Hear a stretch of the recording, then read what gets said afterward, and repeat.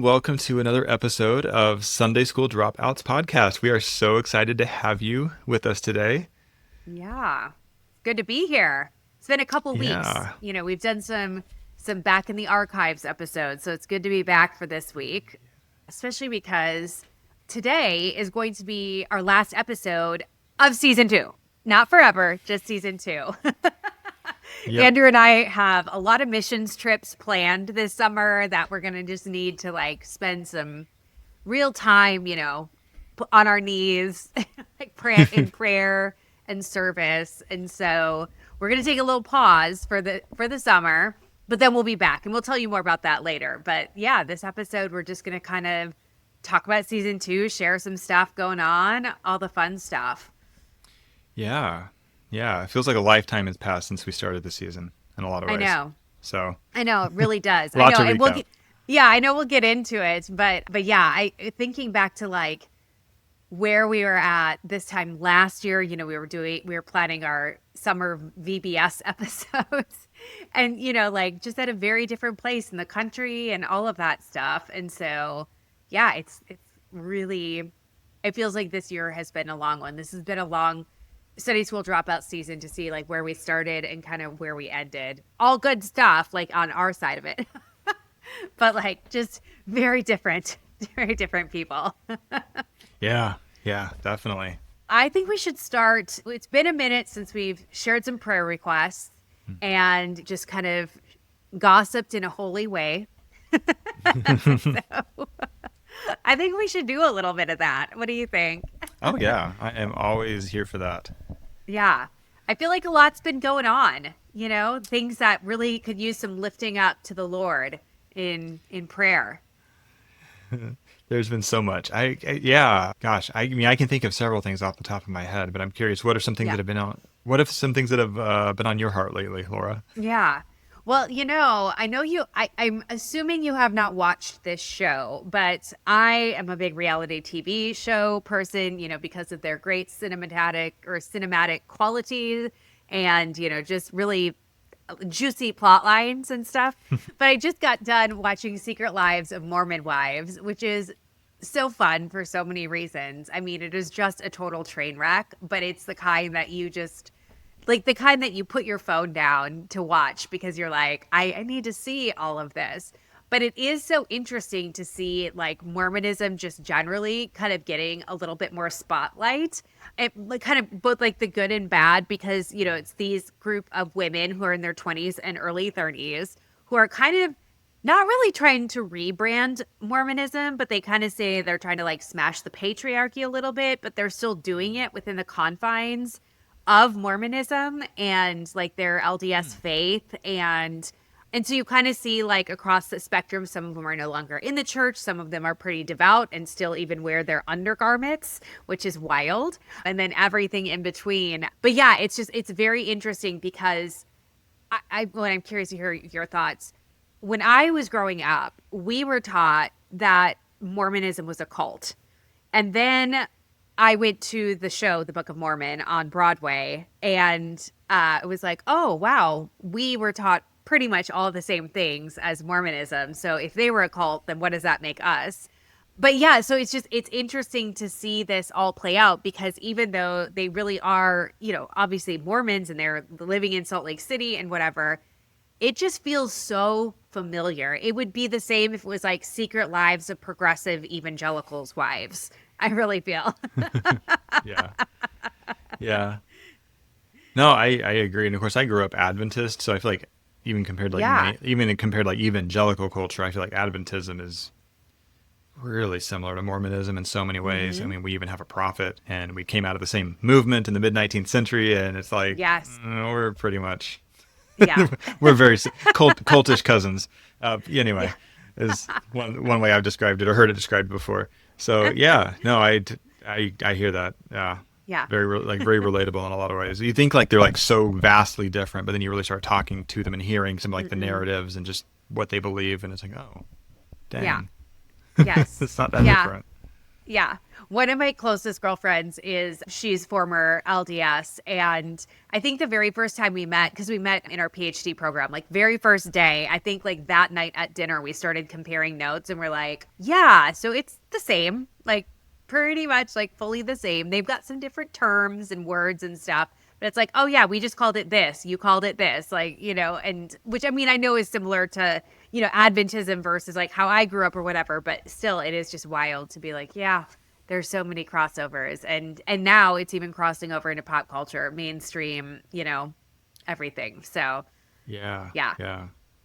Yeah. I'm curious how the church as an institution is trying to do damage control to control the narrative now that this has gotten really big. Like, or are they? Like, Yeah. I'm not within that church, so I don't Yeah. know. I can just imagine if it was my church of origin, how the General Conference of Seventh-day Adventists would be Can you scrambling to imagine? try to Yeah. refute and provide counter narratives, and oh, they'd be sweating about it. Yeah. So I'm Yeah. curious if it's similar within the Well, LDS.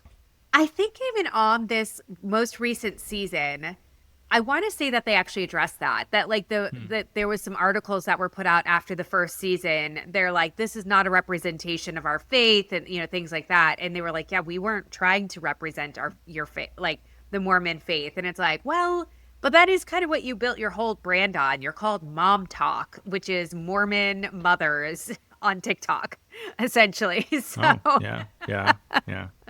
yeah. And so yeah, like I know the Mormon church is like initially they were like, no, we don't like this, but then it shed, it like brought a lot of eyes to the Mormon faith, but then they're also like, we don't want like that kind of attention.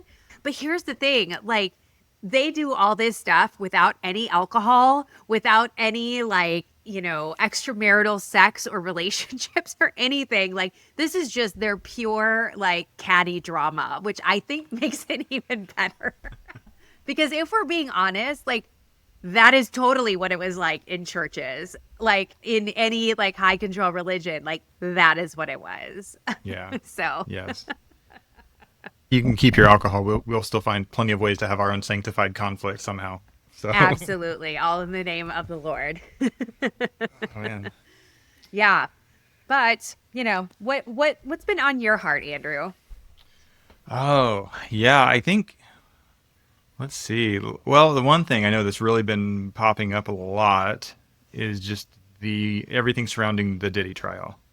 Ah, yeah. That's Yeah. been kind of, headlines everywhere on all social Hmm. media platforms. You can't really not see it. And so, Yeah. yeah, that I think that's really been a big one. And I guess for me, the thing as far as like themes and just things that I'm noticing and reflecting on Hmm. is just how it's bringing up all of those conversations again around.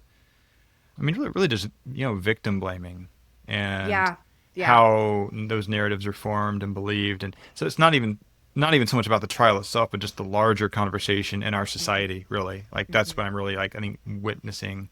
I know Yeah. they say don't read the comments, but I do because I like to see the petty Yeah. bullshit. So I go, Hmm. I go for the comments all the time, and Yeah. there's a lot of support, for Cassie Ventura, like, and her Hmm. everything that she's been speaking out about. But there's also been a lot of like stuff that you would expect. Like, well, why didn't she speak up about this years ago? Yep. Or at one point she liked this, so it was kind of like Hmm. two-faced Yeah. to now be saying this. So Yeah. just the stuff that you'd expect. And I don't know. That's just been reflecting on that stuff that Yeah. these are all narratives and arguments we've heard many times over Yeah. coming out of purity culture and just Hmm. all of it. But yeah, it's Yeah. been interesting seeing all of that. Yeah, it's been hard. I've really had to be careful about like the headlines. So I've kind of tried to get like the third wave kind of Yeah. commentary in terms of like, I mean, obviously I know there's no like cameras or anything in the courtroom Right. recording it and stuff. So it's just like getting accounts from the people that are in there, passing it on out to other news sources and then commenting on that, which has felt a little bit better. But even then, like some of the things that have been coming out, it's just like horrifying. But to your point, like it's hard because what you're hearing is, I guess it would be the defense really victim blaming Cassie in particular. Like you said, well, okay, but you texted him this or that, which indicates that you wanted this or that, or wanted it once. So why wouldn't we assume you wanted this all the time or Mhm. whatever? And it just like shows such a lack of knowledge around sexualized violence, around power and control dynamics, around so many other things. And that's, I mean, the lack of understanding is what gives so many people, like culturally speaking, a pass, because then they don't have to actually think about this in a really hard way. Like they're just like, oh, well, she wanted it, so therefore, now she's just after fame or money or, whatever it is. Hmm. And I Yeah. think that just happens so often. But Yeah. yeah, yeah. I am interested, and this is one of the, maybe you'll speak to this, or you might be able to speak to this more. Okay, so I know he has a list of charges against him. And I Hmm. know that one of the people I was listening to is saying he was a little nervous because while Cassie and others' testimony was extremely compelling in terms of like the harm and the abuse that they suffered, it didn't necessarily match the charges. And they were very curious to see how the prosecution would match the charges with the evidence that they're presenting. So, yeah, Yeah. I don't even, I know one of the charges is like racketeering and something else, which I don't even know totally what that is. Yeah. So I have it pulled up here, and I'm not an expert on this case by any means, but as far as I can tell, there's because there are some civil lawsuits he's facing, but as far as the federal charges, and those are the really serious ones, obviously, those it's racketeering, conspiracy, sex trafficking by force, fraud, or coercion, and transportation for purposes of prostitution. Now, what those are, the racketeering bit, that basically is meaning that he's allegedly engaged in illegal activity for profit that is disguised as a legitimate business dealing, essentially. Those are the kind of charges that you see a lot of like mafia people doing. Like oftentimes, if they do ever face charges, racketeering is usually the ones that stick because that is something that often happens. And yeah, the sex trafficking piece, what that charge relates to is allegations of forcing individuals into sex acts against their will, which does carry a potential life sentence and mandatory minimum of 15 years if convicted. But I hear what you're saying. It's like with what some other folks are saying, it's like with the testimony being given, like it does paint a damning picture of him being very problematic, very abusive, harmful, all of that, yes, but does it fit that charge of sex trafficking? If there's evidence that would possibly suggest that at the time the victim was engaging consensually. But that's also just opens up the whole conversation around consent because it's like, well, but if you're fearing for your life and there's power dynamics and there's money and there's all of these other things of leverage that this powerful person with money has against you, coerced consent isn't consent. But I know that starts to get to be a very interesting area when it comes to legal terms. And I think that's just where some things, with, as far as legal cases go, I think we're still kind of catching up on some of those Yeah. definitions of consent. Yeah, absolutely. Yeah, because he was a very powerful person. He Hmm. had people, he had money, he had Right. assets, and he has a history of him of, people going against him disappear or have, like really Yeah. negative things happening, like their car is blowing up and things like that. And so then even if you're like nodding your head, yeah, okay, like it doesn't mean that you actually want to because you're maybe more afraid of what would happen if you said no, if you tried to walk away, get away, like that's, yeah, still not consent. Very much coercion and or consent from a place of, like I wouldn't even say consent, like saying yes out of a place of terror, essentially. Yeah. Exactly. Yeah. Exactly. Ugh, my goodness. Well, I mean, I feel like the trial is going to go on for quite some time. I think I was hearing, could be up to a couple months of, testimony and presenting of evidence. Is that what you heard? Yeah, it sounds. Yeah, yeah. It's already been quite a bit, but I think there's going to be a lot of other. Yeah.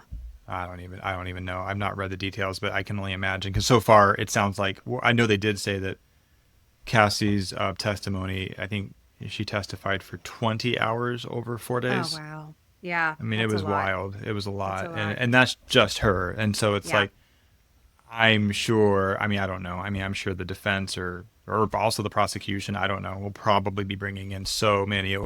additional Hmm. witnesses. I don't know, but I can only imagine.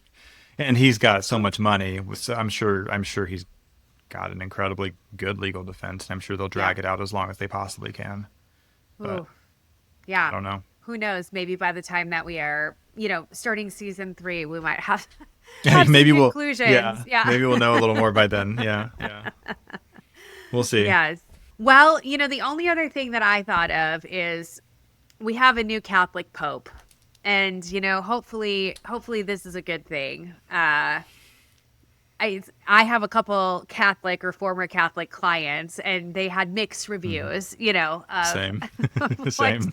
what they were thinking. They said it could be worse, also could have been better, So who knows? Maybe this is a we never know. I think there was a sense of hopefulness around it, and now Hmm. it's maybe just a little bit like same old, same old. I don't know. What do you think? Yeah, I've kind of the same. I mean, I definitely have some friends and folks I work with professionally that are mostly former Catholic, I guess, as I'm thinking about it. But still, yeah, and most kind of the same. I think in light of who is our current president, Hmm. there was understandable cause for excitement with this pope because he definitely has spoken out against things that this Yeah. administration stands for, and yeah, and definitely I think we can respect that. But I think definitely there was a little more less optimism and a little more disillusionment. I don't know if that's too strong of Uh, a word with folks in more progressive spaces when he then reaffirmed the Catholic Church's stance on marriage being between one man and one woman. And yeah. so it's Yeah. like suddenly a lot of the zeal that I was seeing from some more liberal progressive spaces, now I've just kind of been hearing crickets, if I'm being honest. So Yeah.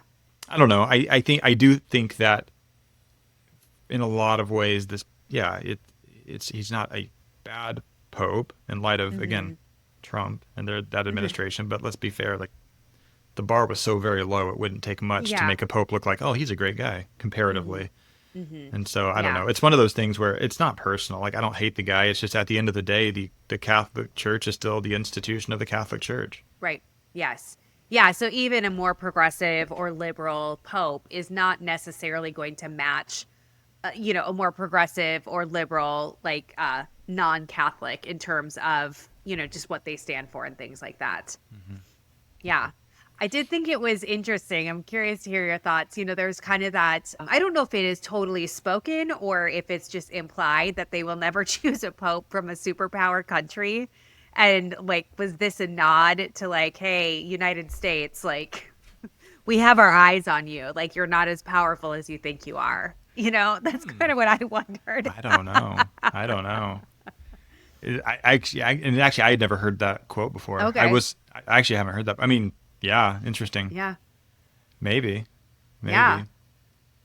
It makes sense. I mean, in the history of popes since the United States was, colonized, it's tended to be a superpower, and we've never had a pope before then, and Right, there wouldn't have been a right, candidate considered prior to that point, right. prior to colonization. And so, it is interesting. I've heard that rumbling around, and who knows? Yeah, yeah. That is interesting. Actually, another thought, and I'm not a Catholic historian. I'm not a historian on this, so someone tell me if I'm completely wrong on this. I just thought of this, but has there ever even been a pope elected from a predominantly Protestant nation? Because Oh, that alone, U.S. aside, yeah. like has a pope ever been chosen from England after well, maybe prior to the Reformation, but even then, I don't know. I'm not sure that's That's happened interesting. because usually Yeah, it's man. like Yeah. like I'm thinking John Paul. He was Polish, was he not? Which is a Catholic nation. Mm-hmm. Mm-hmm. Okay, so the answer to our self-imposed trivia question is no. There has never been a pope from a predominantly Protestant nation, at least not since the Reformation. So you got that right. The Okay. papacy is the leadership of the Roman Catholic Church, and the popes chosen from among Catholic cardinals and bishops. After the Protestant Reformation in the 16th century, much of Northern Europe, like England, Germany, and Scandinavia, became majority Protestant. Since then, popes have always come from countries with large or majority Catholic populations, such as Italy, Poland, Germany, Argentina, and France. So, just looking at some of the most recent popes, Pope Francis was from Argentina. Hmm. Before then, Pope Benedict was from Germany, but it said this is mixed, but his region was heavily Catholic. Oh, okay. I was gonna say though, because like there's a hell of a lot of Lutherans over there, but okay, fair Yeah, enough. yeah. And then before him was John Paul II, and he was from Poland. Hmm. And then said, the most earlier popes are from Italy. So, yeah. And so they said, yes, technically, obviously, any baptized male Catholic could theoretically become pope, even from a Protestant majority country like the US, UK, or Sweden. but it's less likely unless that individual is already a cardinal or a senior church official. Yeah, there we go. Okay. And That's then interesting. enter Pope Leo, from Chicago. I know. It's funny. Like, and then hearing that he's a White Sox fan, I was glad I kept my White Sox hoodie from when I lived there. I love it. I love it. Well, you know, the hope is that each little step forward matters, and I feel like we've seen, over the last pope's reign. I know that's not what they're called. Like, what is it called? Like their residency or Well, I don't. It's like they're a doctor. I have no idea. I don't know. I mean, rain sounds not Yeah, doesn't sound inaccurate. the last papal reign. Sounds like purple rain. But I feel like there was some changes that like Pope Francis made, and then sometimes would walk him back, but then put him back forward. So I feel like there's been some little shifts, and obviously it's never going to be at the pace that we want it to be. But I'm just hopeful for forward momentum. I think that's the biggest thing is forward Yeah. momentum. Yeah. So yeah, Yep. praise be. Well, I know we're kind of going into a different section, but I was thinking we were just talking about the Pope, and one of the last people to see the Pope alive was our current new vice president. And I don't know, like I don't want to be a conspiracy theorist, but just put it out there. I I'm mean, not saying anything, but it's just interesting and also kind of a good place to start because when we first started season 2, we were talking a lot about like the presidency and what would happen. We did a huge religious trauma and politics thing, and here we are, what feels like 7 years later at the end of season 2 with a new pope and a new president and vice president. yeah. Wow. Yeah, it's felt like I think I said earlier it feels like a lifetime later, just about. It does. Because It yeah, at the does. beginning we were just anticipating the stress of the election, Hmm. the stress of the election in light of the holidays, like going Yeah. home and navigating Hmm. maybe super conservative fundamentalist family members and how Yeah. to go about that, and and Yeah. at that point, we yeah, well, even when we knew who'd won the election, there were still obviously a few months before the inauguration, and now, of course, now the inauguration, and now we're several months Yeah. into the new administration, and Hmm. a lot has happened. Yeah. Uh, Yeah. a lot has happened. Yeah. It really does feel like quite some time ago that we started doing the religious trauma and politics series, which I still Mhm. think is a really great series for people. I mean, the series that we did wasn't dependent on one candidate or another winning or losing. It was more just Right. talking about some of the issues of, the campaign and with special attention to the intersection of religious trauma and politics. And, it's interesting because even as I was talking to a group of therapists this morning doing like a speaking thing, and they don't specialize in religious trauma, but because they're in the South, they see a lot of clients that come in with religious trauma. So they were wanting to know how to work with it a little bit more and stuff like that.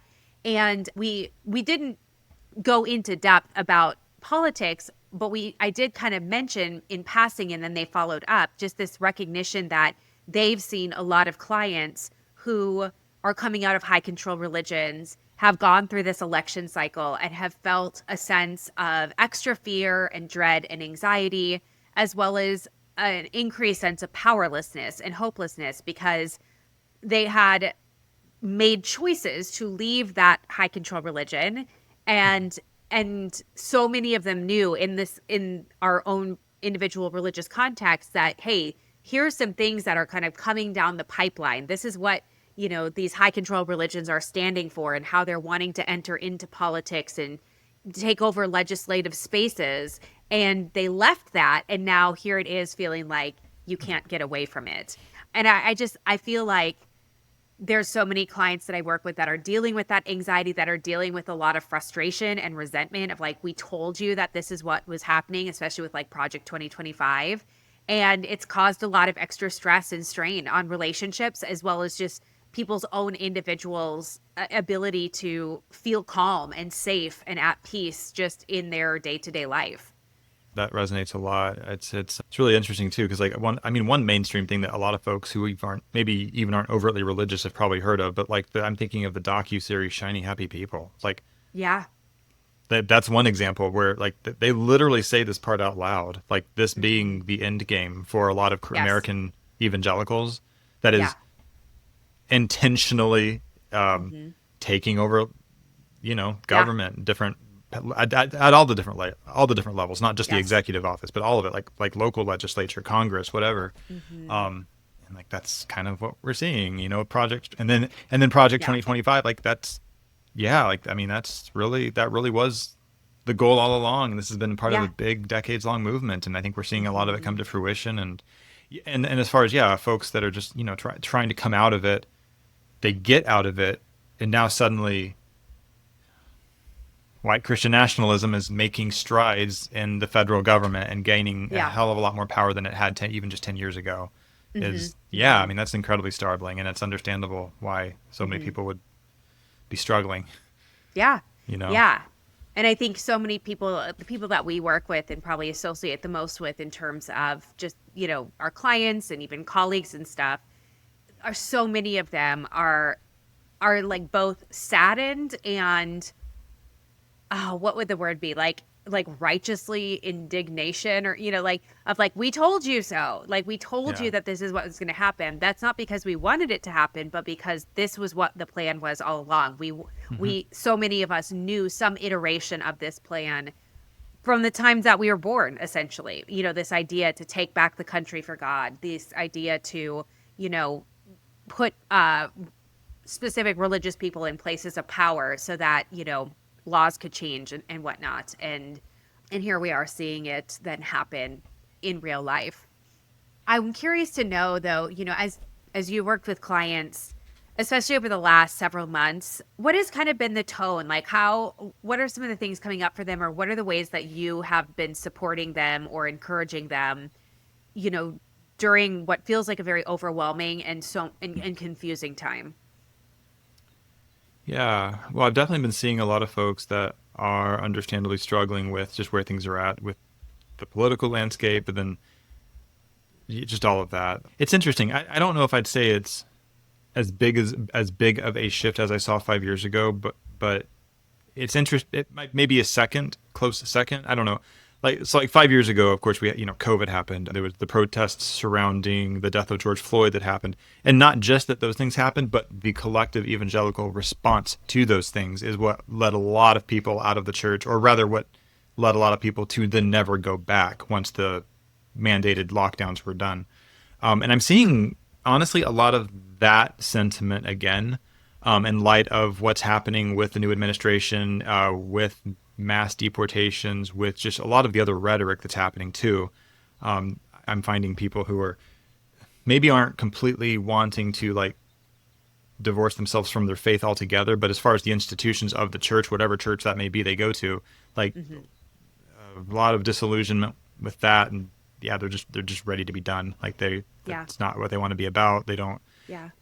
Yeah, so I'm getting a lot of that. And then as far as what I'm Hmm. working with people on, and what I mean, it's a balance. I mean, on one level, I mean, Hmm. there's definitely stuff you can do, whether it be parts work, whether it be somatic Yeah. experiencing, like body Hmm. based stuff. But it's also there's this reality that, like, I mean, if the world and the institution and the environment you're in is just incredibly unsafe, toxic, all of those things, there's only so many coping skills you can do. Like, Yes. coping skills can't save you from a Hmm. collapsing world. That's just Hmm. the reality. And so, not trying to be a downer, but then that segues into the next thing that I do push, and that is honestly like trying to maintain some level of intentional community, Yeah. whatever. And I don't even mean like in the context necessarily of like activism, though I think that's very important. But I realize everybody doesn't Hmm. necessarily have the bandwidth or the means to engage in that the same. But just some kind of like actual community, like in your town, like be something like a book club, a hiking club, it could be like political related, it could be writing or reading, it could Hmm. be whatever you want. I mean, but just Yeah. something that's getting you off of your phone and out of Yes. your Yeah. house, if Hmm. possible, with Hmm. like-minded people. I think that's really important, because I think one of the things I mean, I've been a licensed therapist in a few states. I've done this type of work for a long time, but I will Hmm. say I think one of the biggest negative downsides to Western therapy, or at least it can be, is its hyper individualism. Yeah, for sure. Like, Yes. society's Hmm. collapsing, but here's your coping skills. Yeah, cool. Hmm. But what about community? What about the collective? What Yeah. about all these other things Yeah. that I feel like a lot of other cultures get right, that a lot of white folks in America, we kind of think we don't need that as long as we, like, Yeah. I don't know. Yeah. That was a really long-winded answer, but that's kind Yeah. of where I'm going with it. No, I think that's helpful because I remember listening to a podcast, and I think it was with Jonathan Haidt, who is the author of several books, but the most recent one called The Anxious Generation. And he's done a lot of research around like cell phone usage in adolescence and the mental health impacts of that and over time and things like that. And I believe, I could be misquoting, it may not be him, but I'm pretty sure it is, where he was talking about how even 10 years ago, you know, social media wasn't what it is today. And there were still people that were very much engaged in like face to face interactions. And in like church is a great example. And it's Hmm. like you would go to church and like you had to interact with people that you didn't agree on everything with, right? And so you had to come face to face with people that held different views and opinions, but that also then expanded your capacity to hold nuance and to be able to have conversations and really think about things.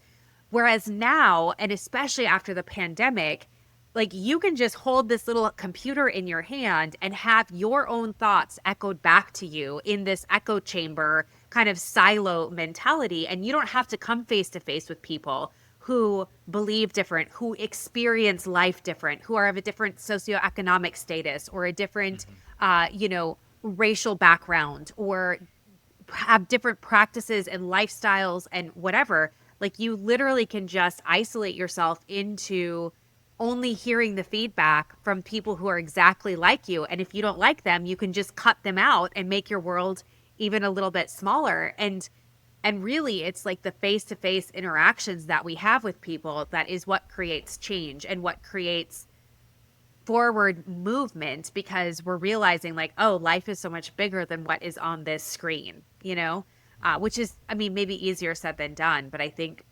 important nonetheless. Yeah. Yeah. No, I think it is very important because I do think, I mean, this even ties into just being trauma informed stuff. And that is, I just think isolation is Yeah. such a problem.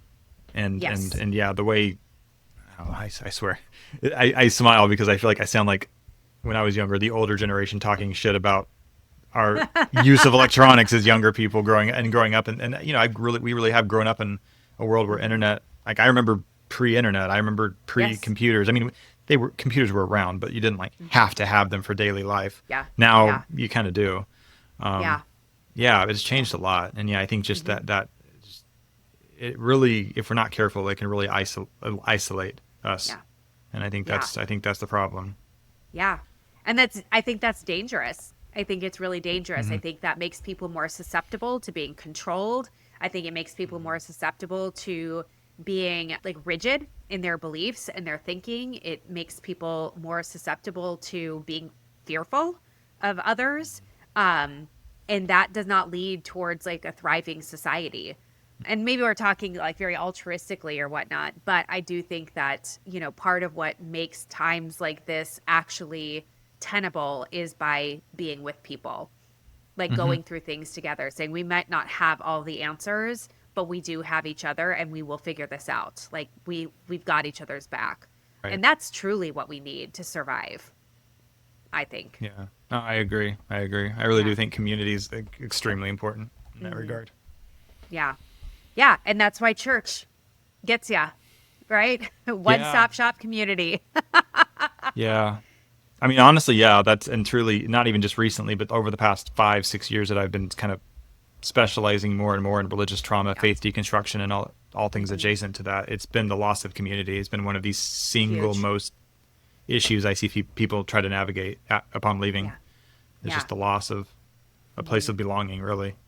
Yeah, absolutely. Yeah, I think to this day, that one of the things I talk about in my book, and I've talked to many clients and done talks on, is like obviously we've talked about grief and trauma, go hand in hand. It's like Mm-hmm. it's one is part of the other.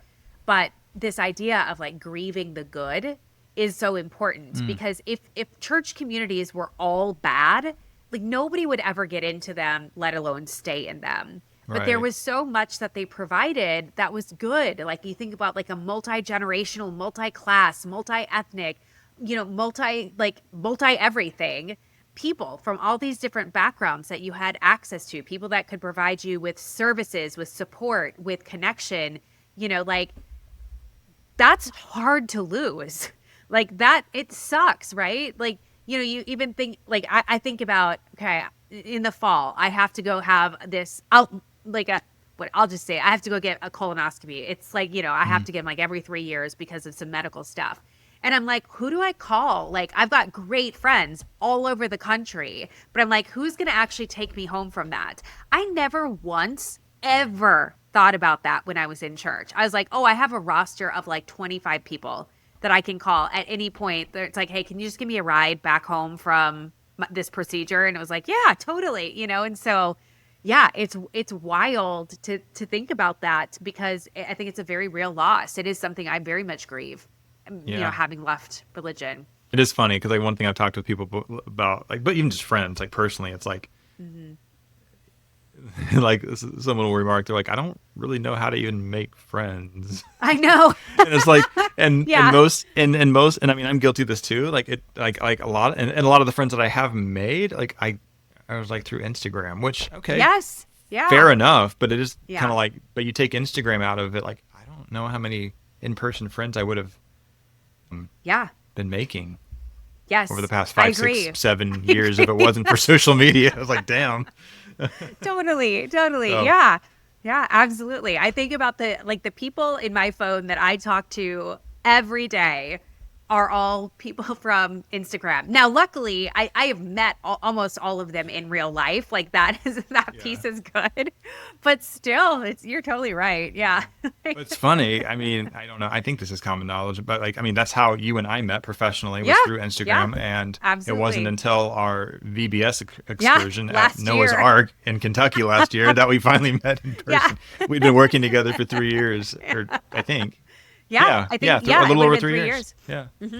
Yeah, Yeah. it's wild. Which it's so funny because I just met somebody a couple of months ago, or no, maybe a month ago, from the online space, and somebody that chit chatted back and forth with here and there, and like they were in town for a conference, so I met actually two different people met up with, and it was very easy to just slide in to like, oh yeah, we're just in person, not over the phone or whatever. But it is so weird to look at each other and be like, we've literally never met. We could have totally been weirded out by the other person, like their energy that they gave off or something. Luckily, it didn't go that way. Well, that's good. That's good. Yeah. Yeah. Well, I know that's like a lot of, political talk a little bit, but I also feel like it's super relevant to just what a lot of people are navigating right now and just, the support they need. But I'm also thinking, we spent a lot of the season after kind of going through some of those touchstone topics of what is religious trauma and adverse religious experiences and all the religious trauma and politics stuff. We did spend a good bit of time on, medical and financial trauma as it relates to high control religion. And I feel like in particular, there's a couple episodes that were very impactful for me that have really sat with me since we've recorded with them. And so, yeah, I'm happy to share about that. I'm curious, Andrew, are there any episodes that come to mind for you that were standouts this season? Yeah. Let's see.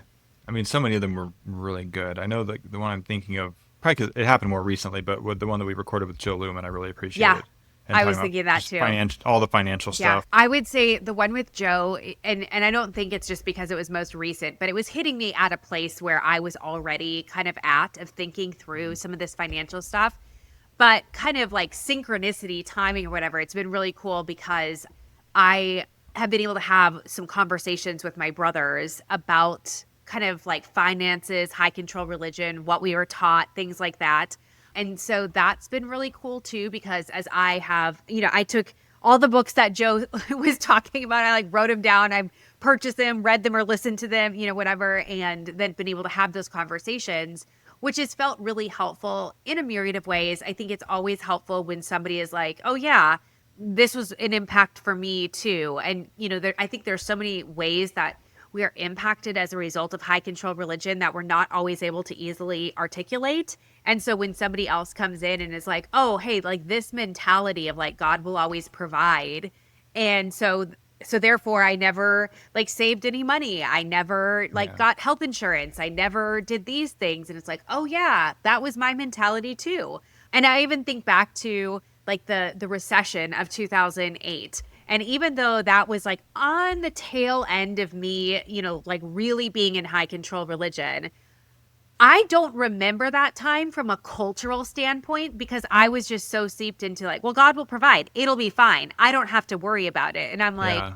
oh no, I should have been worrying about that. Like I should have used that then as a template for like, how do I want to do the next 10, 15, 20 years so that I am taken care of. But even that, I'm like, it's been something I've been thinking about a lot now, just because of that and being like, I didn't even realize it because I was just so like, yep, God's got it. He's going to take care of it, and if worse comes to worse, Jesus comes back, I'm Yeah. fine. And just the whole scarcity mindset bit of water, of money, and Mm-hmm. yeah, that's something that resonated with me. I remember Yeah. from that whole conversation, and then just the idea that like once you're no longer like in the church doing quote God's Yeah. will, whatever that means, giving money to the Yes. church, I guess, and how like suddenly at that point it's like it's like how much like just what just the undercurrent of anxiety and insecurity that Mm-hmm. kind of has existed there, like for me for so long. And yeah, I think that episode too, I think it was just really Yeah. timely too for me and where I Mm-hmm. was at too. Just it's something I've been unpacking in my life for the past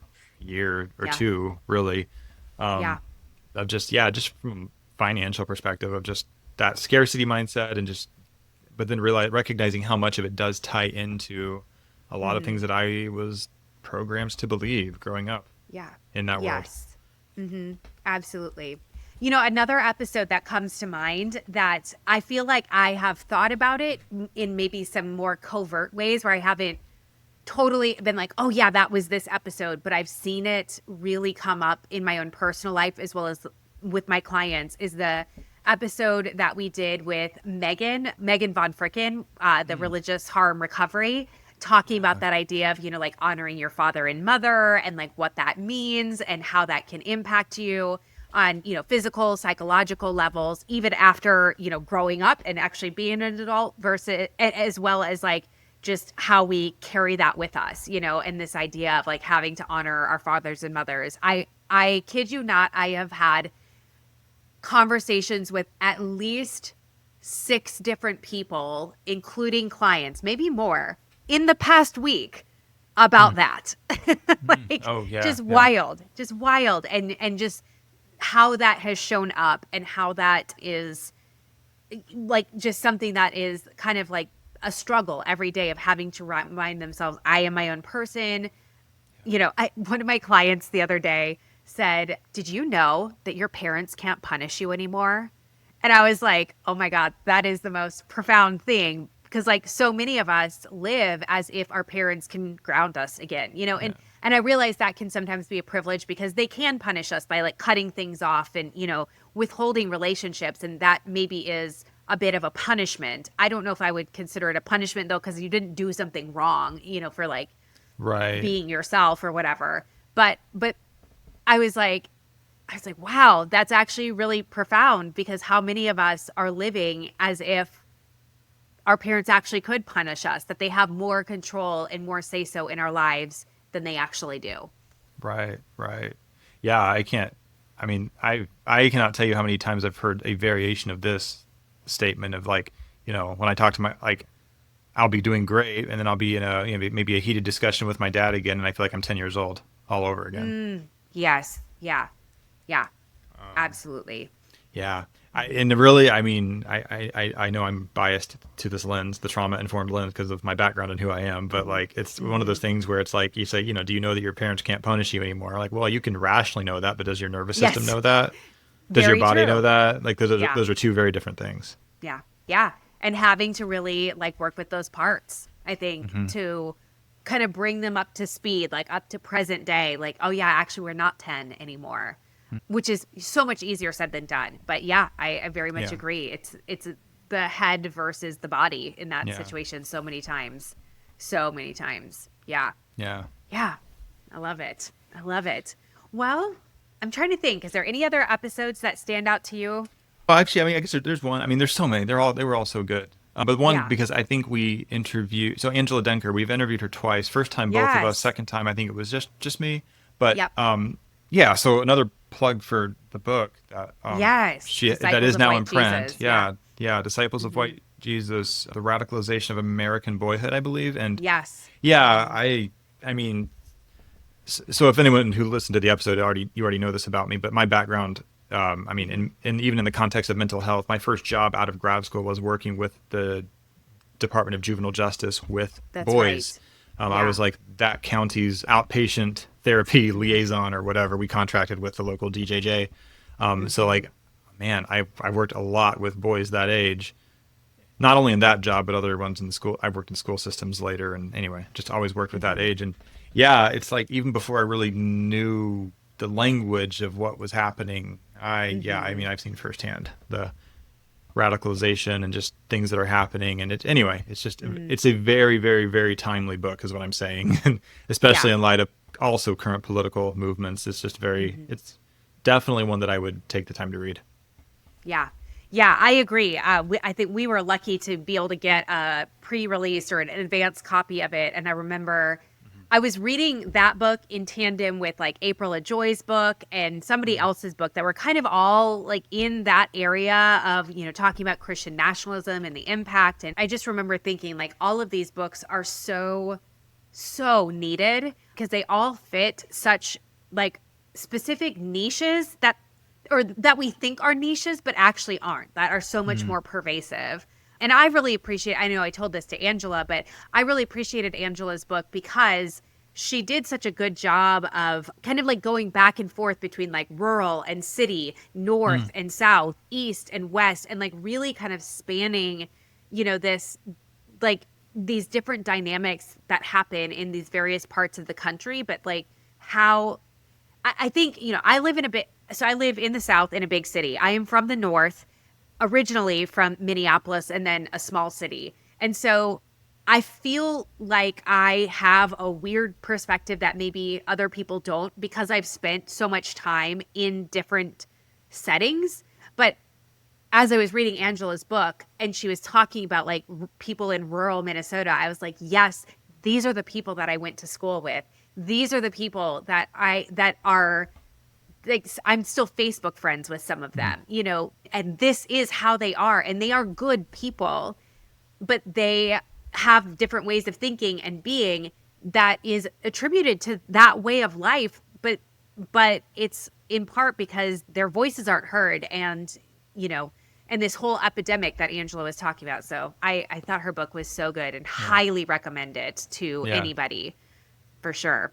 Yeah. We had some great Yeah, authors definitely. on. I was just scrolling through the list and I was like, wow, we actually had quite a few authors on. We had Angela, we had Kate West, we had Ryan. Oh gosh, I'm going to blank on his last name. We had Sarah Hayward, Brad Onishi. Gosh, all of them. They're so good. Although Brad wasn't talking. Well, he did kind of talk about his book. I will say that is still one of my favorite conversations was my conversation on how did we get here? The kind of coinciding of religion and politics. That was one of the favorite conversations that I did. I love talking with Brad. He and I have like a great energy together, and I finally got to meet him too this year, like in person. Oh, nice. Him and Dan. I met them back in November at a religion conference, like for professors and stuff like that. Oh, So nice. Oh, that's exciting. Yeah. yeah. So, anyways, well, I feel like it's been a good season. I've really liked it, but we're coming to an end, and I'm equally as excited for next season. Maybe even more. Like now that we're wrapping this season up, I think I'm like super excited for next season. Do you want to share a little bit more about it, Andrew? Yeah. Yeah. Well, first of all, yeah, I'm really excited about it too. And so we are going to be really just deep diving into all things purity culture. Woohoo! And so, Yes. yeah, the thing is, yeah, we've touched on purity culture before, and I've always gotten a lot of positive feedback and sometimes just requests for more, I Yes. mean, because, and there's Mm-hmm. definitely been some guests we've had on those episodes where it's like, I Mm-hmm. think we've even made the joke of like, man, we could like do a whole series on this. And so I think Yeah. finally we were just like, well, Mm-hmm. maybe we should like actually do some whole series on Yeah. these topics. It's Mm-hmm. just so needed. And it, I don't know, Yeah. just resonates with so many people. Yeah. I'm super excited. And if you're a regular listener of the podcast, last week's episode, we did a re-release of an episode with the purity culture poster boy himself, Josh Harris. And we didn't use that episode to talk like deep dive into purity culture. But now that I'm thinking of it, I'm like, maybe we should get him back on, give us some like the behind the scenes. How did all this stuff really take off? But we'll have to see. But yeah, I'm really excited. Well, Andrew and I work with clients, on a regular basis, day to day, and you can tell me if totally disagree with me if you want. I would say even when clients come in and they're not really coming to us for purity culture specifically, it always ends up there at some point. Just the multi-dimensional, like insidious nature of purity culture, it always comes into the work. I think people are harmed in a variety of different ways, but I think the point is they are harmed. Hmm. And so I'm really excited to be able to dig into it. I think through several different lenses, the lived experience, kind of clinical experiences. I'm even like, there's somebody who's releasing a book that will talk a little bit more about things like, the history of purity culture and race and, sex education for adults after purity culture and all of those fun things. So I think it's going to be a really good season. And also, we'll make sure over the summer to put up some question boxes and stuff like that. If there are topics within purity culture that you would like for us to address or questions that you have, please feel free to DM us on Instagram, and we will absolutely take those into consideration because I love having people's input and feedback from what they want to hear. I think that could be, and maybe we can even make that part of our episodes too, doing some like Q&As, audience questions each week. So Yeah. could be a Yeah. thing. Actually, that'd be cool. That could be Yeah. a whole new segment. I feel like Yeah. we touched on that. I think we dabbled in that a little bit in season Yeah. one, but I feel like bringing Yeah. that back in force would be great. I think it'd be good. Yeah. So I'm excited, but before we get there, Andrew, I'm curious. Do you have any like fun summer plans? What are you doing? Since we're not actually going on missions trips, Oh, wow. or are you? Yeah. No, no, I am not. Not this time. Not this year. Yeah. Okay. Um, yeah, no, really, I don't have anything too exciting planned out other than just personal stuff, and that I am trying to, hopefully sooner rather than later, buy a house. But we'll see, That's because exciting. that's always, we'll see. But Yeah. yeah, Yeah. I think, and then also I know I touched on this a while ago, and by a while ago, it could have been 6 months ago. I don't remember, but I'm doing a lot more writing. I mean, folks have probably noticed I'm not Yeah. on social media as much as I used to be, but Hmm. yeah, but I'm anyway doing a lot more writing. So yeah, I'm going to be spending the summer, hopefully at some point, getting a house. That's the I'm goal. so excited for you. And thank That's you. awesome. And Yeah. yeah, and then also just writing. Um, I love it. yeah, there's a Yeah. few different projects I'm working on as far as writing goes. I mean, so yeah, That's so cool. we'll see how those go. I love it. I love it. Well, we'll be in some similar boats this summer because I too will be writing. And, I haven't really officially announced anything, but I will be writing my second book, which is Oh, nice. going to be coming out in a couple years. I mean, it takes a minute for it to get, to go through the publication process. So I have had some other projects this spring that I've been wrapping up, which will be some resources that even for our listeners, kind of keep your eyes peeled for that. Just some different courses and workshops and whatnot regarding religious trauma. Those will be out probably mid-June. So we'll make sure to post those on social media and whatnot. So I was finishing those up. And once those are done in the next couple weeks here, I am diving straight into my book and I am so excited about it. And I have to, like, I'm at the point where I'm like, okay, I have to stop buying extra books and looking up research and just like focus on what I have and incorporate that into the book. So I'm excited. It'll be good. Nice. Oh, that's exciting. Yeah. Yeah. So that is my plan. I totally hate the southern summers, so I will probably be inside far more than I wish. So, yeah. Yeah, pretty hot and humid down in these parts. Yep. Party animal over here. Yeah. So I come out at night. I go sit on my patio at like 9 p.m. when it's finally cooled down a little bit. So Yeah. it's awesome. Yeah. Yeah. I love it. Well, I'm excited. I'm so glad that we had this season to I feel like we hit on some really uh good topics. I feel like the beginning of the season was like 100 years ago, but also I feel like we had so many good interviews and so many just like wonderful guests who added so much value to the conversation and to all of our listeners. And of course, I'm always very thankful that we got to do this together. And even though we're not going to be meeting at the Ark again this summer, I'm I'm glad that we have season 3 to look forward to. Yeah. Same. Likewise. Definitely looking forward to it. I love it. I love it. Well, I think with that, then, for the whole summer, all God's people said, Amen. Amen.